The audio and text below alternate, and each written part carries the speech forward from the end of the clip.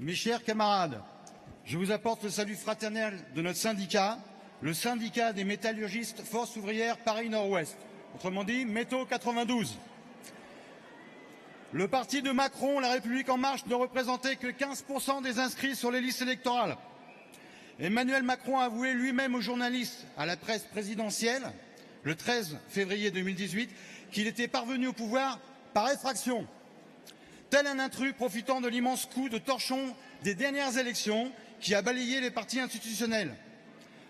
Pourtant, dès qu'ils sont arrivés aux affaires, ils se sont forts de réaliser à la puissance 10 le programme que ses prédécesseurs n'avaient pas pu mettre en œuvre, alors même qu'ils ne doivent sa place qu'à leur rejet.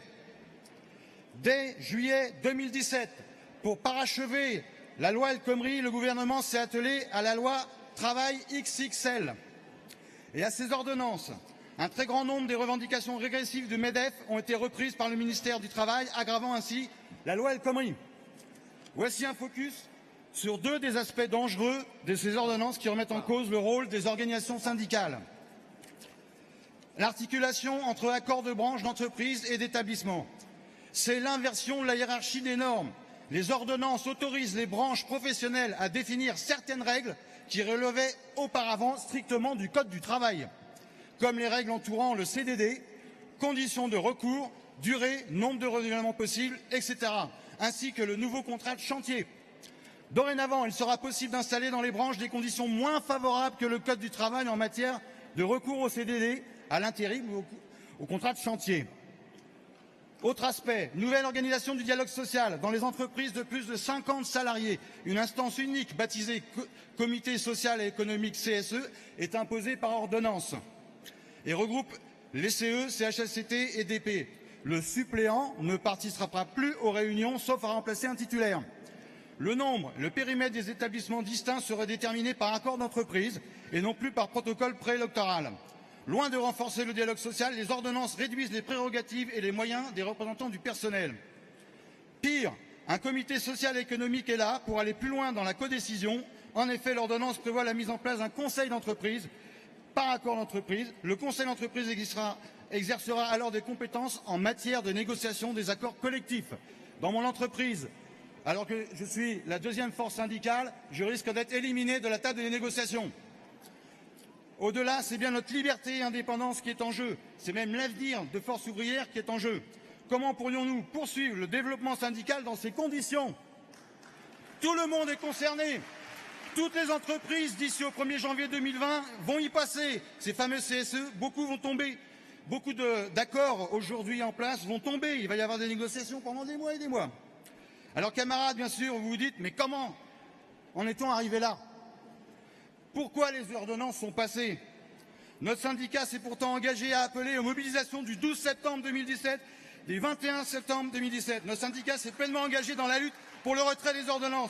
Mais force est de constater que la possibilité pour Macron d'avancer a résidé dans la marge de manœuvre que lui ont fournie les principales confédérations syndicales. C'est un fait. La nôtre est entrée dans le jeu de la concertation et de l'accompagnement. D'autres l'ont dit avant moi, la concertation, ce n'est pas de la négociation. Plus récemment, nous avons appris par une déclaration du bureau confédéral que le bureau confédéral de Force ouvrière avait décidé de signer l'accord interprofessionnel en argumentant de la préservation intégrale des éléments du CIF, appelé dorénavant CPF, de transition professionnelle. Mes camarades, c'est faux. La nature du CIF et du CPF n'est pas la même. Le compte personnel de formation est un système de capitalisation d'heures de formation lié à la personne et non au statut. Le congé individuel de formation, lui, n'est pas un compte, mais un congé fondé sur le droit reposant sur le principe de la mutualisation.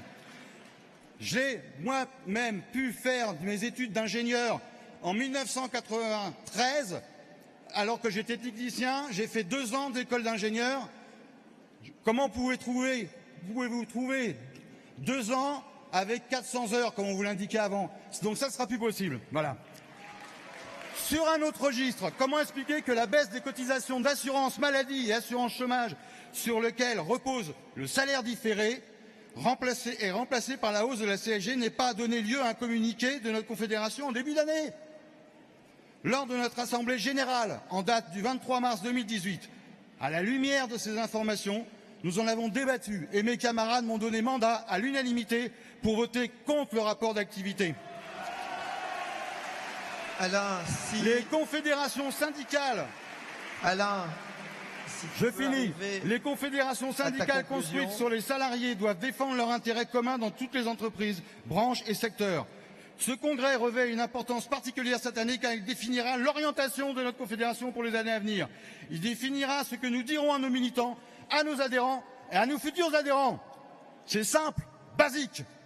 Approuver ce rapport serait encourager la nouvelle équipe de continuer dans le même sens. C'est-à-dire de se laisser prendre dans ce chantage et d'accepter tout ce qui reste à venir sur les réformes concernant le chômage et les retraites.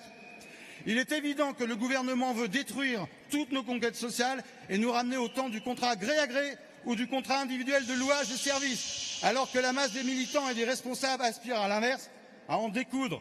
Plus que jamais, le syndicalisme doit rester libre et indépendant et poursuivre le combat avec les salariés sur les revendications, notamment pour l'abrogation de la loi El Khomri et des ordonnances. Merci mes camarades.